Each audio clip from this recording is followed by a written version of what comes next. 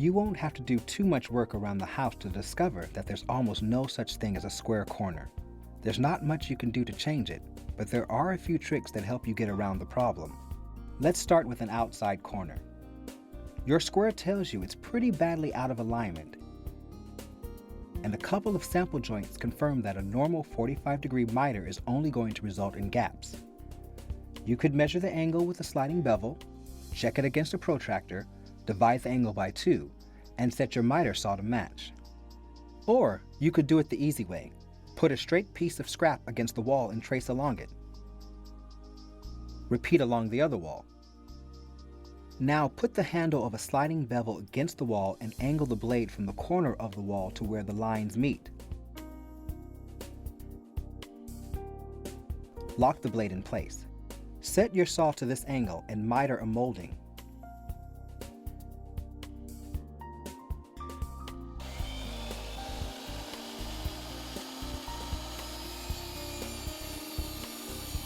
Reset the saw to the same angle on the other side of 0 and cut the second molding. Nail both in place.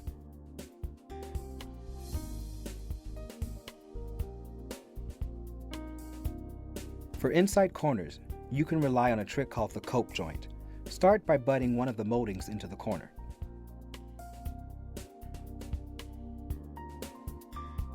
Cut the second piece to nest against the first. Miter it as shown to reveal the profile of the molding.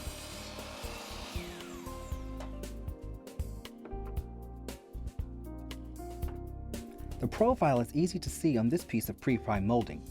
If you're working on an unprimed molding, trace along the edges with a pencil to highlight the shape. Most people make the next part harder than it is.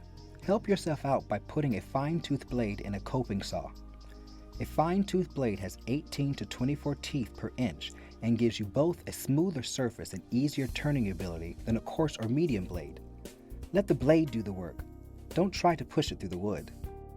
Instead of cutting to create a 90-degree face, angle the saw back.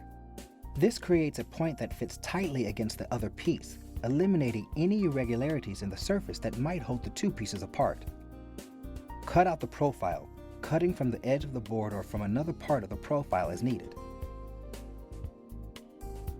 Once you've cut the joint, test fit it against a piece of scrap. You can fine-tune the fit with the rat tail and a flat mill bastard file.